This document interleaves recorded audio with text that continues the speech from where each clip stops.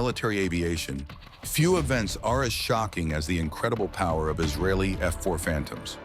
This sheer power was demonstrated in a memorable event that continues to resound throughout history: a fierce battle between Israel and Egypt.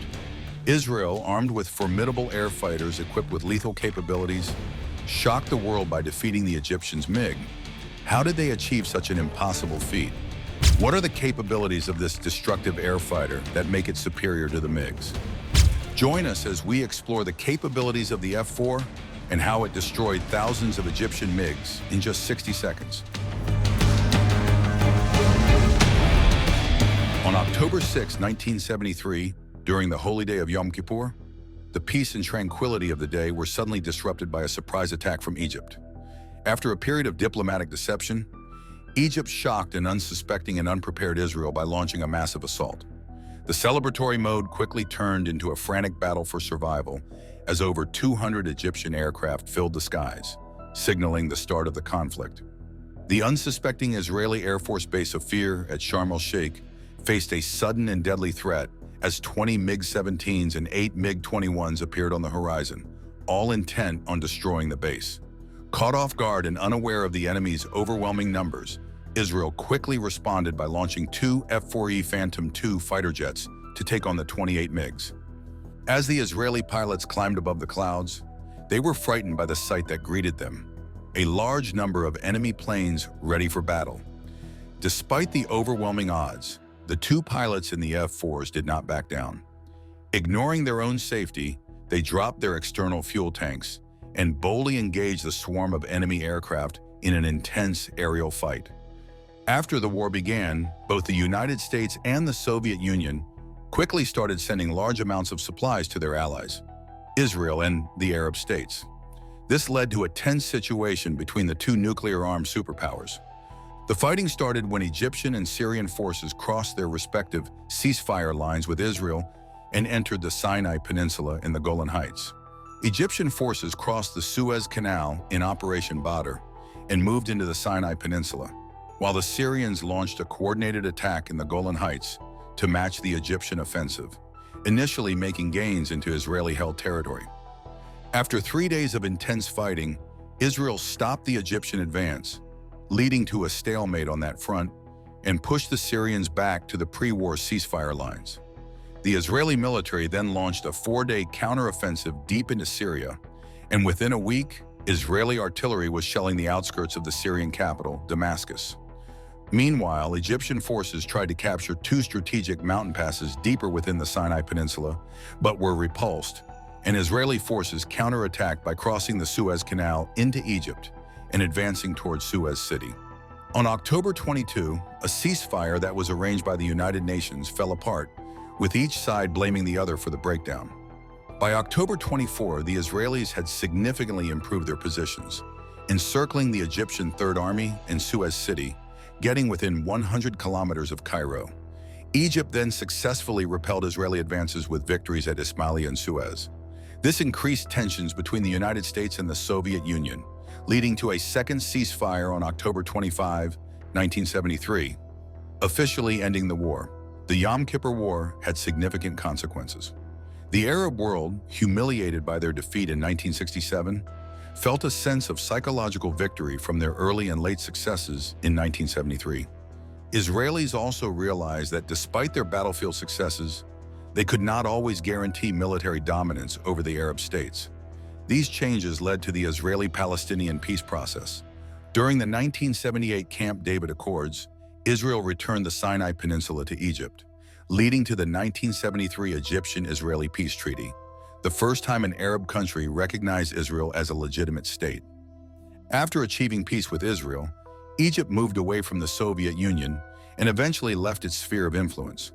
But this did not change the fact that there was a fierce battle in which Israel defeated Egypt with a $300 million fighter jet. What was the origin of this tension? In the early 1970s, during the Cold War, the world was divided between the Soviet-led East and the US-led West. The Middle East, with its strategic location and abundant oil reserves, became a crucial battleground in this global power struggle. After the Six-Day War in 1967, Israel controlled the Golan Heights, the Sinai Peninsula, the Gaza Strip, and the West Bank. The world watched as Israel grew stronger, while many Arab states, still reeling from their defeat, sought a way to regain their lost pride and territory. Egypt and Syria led the charge among the nations, seeking revenge. Ready to unleash their wrath, they waited for the perfect moment to strike. In Cairo, the grand plan took shape under the direction of Egypt's charismatic president, Anwar Sadat. Known for his daring strategies, Sadat was tired of the stalemate with Israel. With covert encouragement from the Soviets, he crafted a bold scheme. Rather than a direct assault, which was too risky, he devised a grand deception, a surprise attack that would spark the Yom Kippur War. Sadat cleverly hid his true intentions by making peace offers to Israel while secretly building up his military with funds from wealthy Arab states and weapons from the Soviets. At the same time, he expelled Soviet advisors from Egypt, creating the illusion of distancing himself from the USSR and making himself seem less threatening to Israel. Syria, which was led by Hafez al-Assad, who was also very eager for revenge and teamed up with Egypt. They secretly mobilized troops and resources, using fake defense lines to trick Israeli reconnaissance, while keeping their real attack forces hidden behind these decoys. As the plans moved forward, Sadat decided to launch the attack on Yom Kippur, the holiest day in Judaism, when Israel would be most vulnerable, with many people fasting and businesses and the military almost at a standstill. The date was chosen, October 6, 1973. Despite some intelligence hinting at unusual military activity, Israel was tricked. The Egyptian and Syrian misinformation campaigns, along with Israeli overconfidence from their swift victory in the Six-Day War, led to a failure to recognize the impending attack. Just days before, Ashraf Marwan, a high-ranking Egyptian official and son-in-law of former President Gamal Abdel Nasser, who had become a double agent for Israel, warned Israeli intelligence. But the warning was too late and too vague. Israel deemed the risk of full-scale mobilization based on uncertain intelligence too high, leading to indecision. With everything in place, the countdown began, setting the stage for the Yom Kippur War. As events started to unfold, the rising tension in the Middle East wasn't solely due to the actions of the Muslim nations, including Egypt. Israel also contributed to the brewing conflict that would lead to the Yom Kippur War. One significant incident was the tragic downing of Libyan Arab Airlines Flight 114. On February 21, 1973, a commercial Libyan jet mistakenly entered the airspace over the Sinai Peninsula, which Israel controlled after the Six-Day War in 1967. The plane had strayed from its route due to technical issues in a severe sandstorm. In response, the Israeli Air Force dispatched two F-4 Phantom jets to intercept the aircraft. They tried to communicate with the airliner and signal it to land, but the messages were misunderstood. Fearing a security threat, the Israeli pilots had no choice but to follow orders and shoot down the plane. The tragic result was the loss of 108 innocent lives, with only 5 survivors. The international community's outrage amplified the impact of the incident. Israel was painted as an aggressive nation with little regard for international law, and condemnation spread far beyond the Arab world, intensifying the region's tension.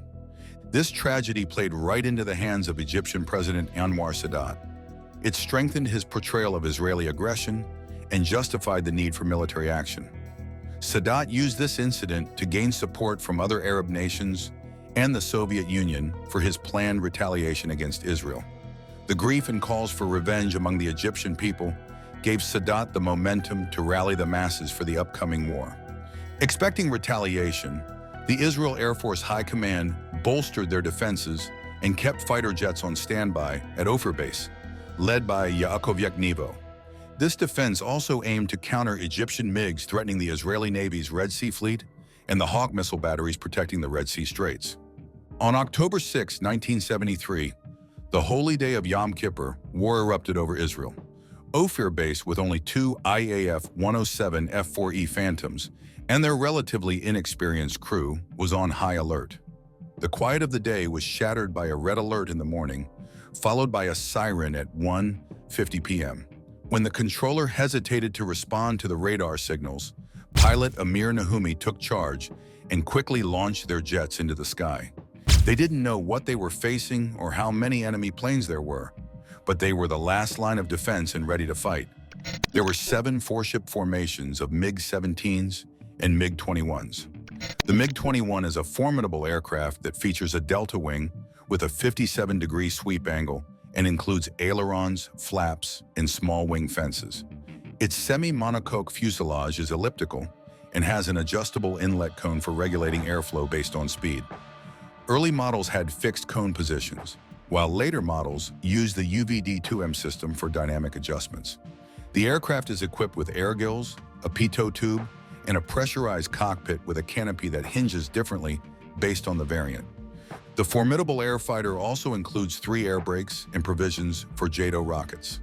The vertical stabilizer has a 60-degree sweep angle, while the stabilator has a 57-degree sweep angle. It uses a tricycle undercarriage with main gear wheels that retract into the fuselage and nose gear that retracts forward. This design allows for emergency manual deployment of the nose wheel. The empennage includes stabilizers for improved yaw control. The MiG-17, on the other hand, was one of the most successful transonic fighters before true supersonic planes like the MiG-19 and F-100 Super Sabre. The MiG-17 proved effective even in subsonic dogfights over Vietnam.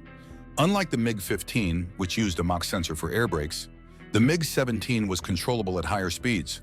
Early models retained the Klimov VK-1 engine, while later versions added an afterburner. The MiG-17 had a thinner, more swept wing and tailplane, improving control at high speeds. It featured additional wing fences, a ventral fin, and a longer rear fuselage. There is no doubt that the MiG-17 was a versatile and powerful aircraft used in various roles, including dogfighting, interception, and reconnaissance. The skies exploded with the resonating sound of the MiG-17s and MiG-21s launching a fierce attack on Israelis' base, their bombs falling on the airbase and detonating with a mind-blowing impact. Naomi, sensing the danger, ordered Shaki to drop their extra fuel tanks and split up. Shaki headed west, and Naomi darted east, both ready for battle.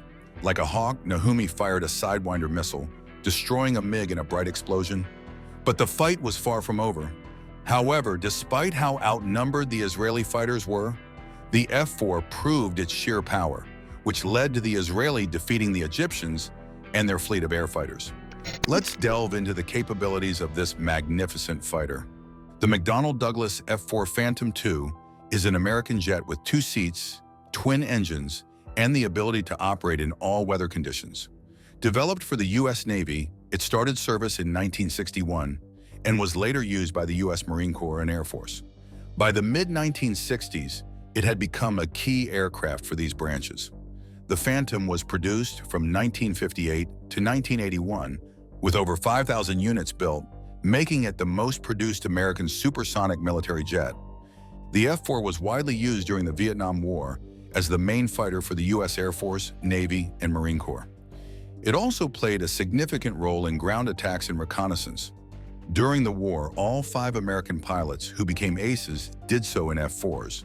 It remained a major part of U.S. military air power into the 1970s and 1980s, before being gradually replaced by newer aircraft like the F-15, F-16, F-14, and F/A-18. The F-4 Phantom II continued to serve in roles like reconnaissance and suppression of enemy air defenses during the 1991 Gulf War, retiring from combat in 1996.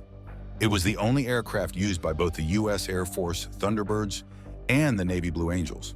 The F-4 was also operated by 11 other countries, including Israel and Iran, and remains in service with the air forces of Iran, Greece, and Turkey, even seeing action against the Islamic State.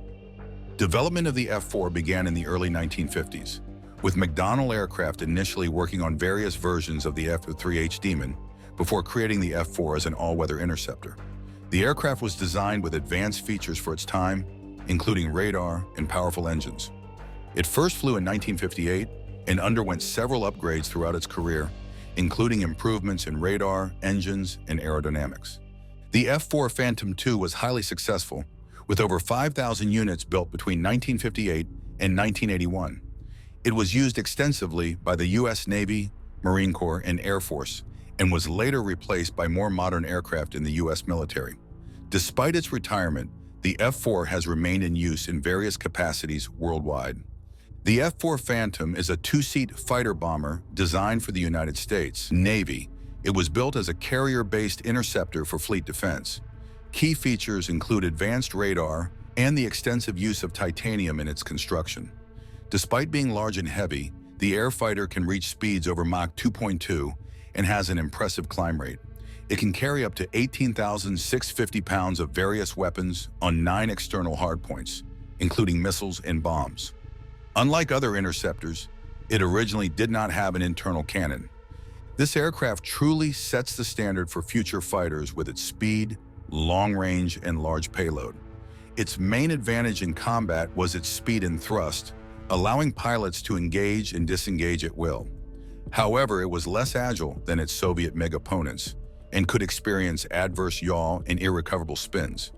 The F-4E model, which was introduced in 1972, added wing slats for better maneuverability. The slogan for F-4 pilots was "Speed is life," highlighting the Phantom's key advantage in combat: its quick acceleration and powerful thrust. This allowed skilled pilots to enter and exit fights at their discretion. While MiGs often had better maneuverability due to the F-4's high drag and lack of agility, the Phantom's strength was in its speed and missile capability rather than sharp turns. Although it could spin out of control during sharp maneuvers, pilots found the F-4 responsive and easy to handle near its performance limits. The F-4E model, introduced in 1972, added leading-edge slats to improve maneuverability at high angles, though this reduced its top speed. The F-4's J-79 engine had a quicker response time from idle to maximum thrust compared to older engines. During a landing attempt on the USS Midway, pilot John Cheshire's tailhook missed the arresting gear, but he quickly throttled up to full power, allowing him to get the Phantom airborne again. However, the J-79 engine produced a lot of black smoke, making the aircraft easier to spot. This issue was addressed in later models like the F-4s, which used a smokeless engine variant. The lack of an internal gun on the F-4 Phantom was considered a major flaw by some pilots. They felt that having a gun would be more practical since bullets are inexpensive and go where you aim them. Many pilots, including those flying RF-4s, wished they had a gun on their aircraft. Initially, there was a belief that high-speed turning combat was impractical, so pilots weren't trained much in air combat maneuvering. However, real fights quickly slowed down as pilots needed to get behind their opponents. Early heat-seeking and radar-guided missiles were often unreliable, requiring multiple shots to hit a target. In Vietnam, pilots often had to visually identify targets and couldn't use long-range missiles, which led to situations where they were too close to use short-range missiles effectively. To address this, by 1965, U.S. F-4s began using external gun pods with a 20 mm cannon, though these were often inaccurate and added drag. The problem was eventually fixed with the F-4 model, which included an internally mounted 20 mm cannon. To showcase this fighter, the Navy conducted a series of record-breaking flights early in the Phantom's development. The Phantom II set 16 world records, including 5 speed records that held until the F-15 Eagle arrived in 1975. Among its achievements, the second Nyatso 4H-1 climbed to a record of approximately 99,000 feet, with Commander Flint reaching Mach 2.5 before gliding and restarting the engines. It also averaged approximately 1,000 miles per hour over 500 kilometers and 1,003.63 miles per hour, which is over 100 kilometers. In celebration of naval aviation's 50th anniversary, Phantoms flew across the U.S. in under 3 hours, with the fastest averaging over 800 miles per hour, earning the 1961 Bendix Trophy. An F-4 H-1F set a speed record of over 1,400 kilometers per hour, which is over 3 miles, while a modified Phantom achieved over 1,600 miles per hour over 20 miles and set a sustained altitude record of approximately 66,400 feet.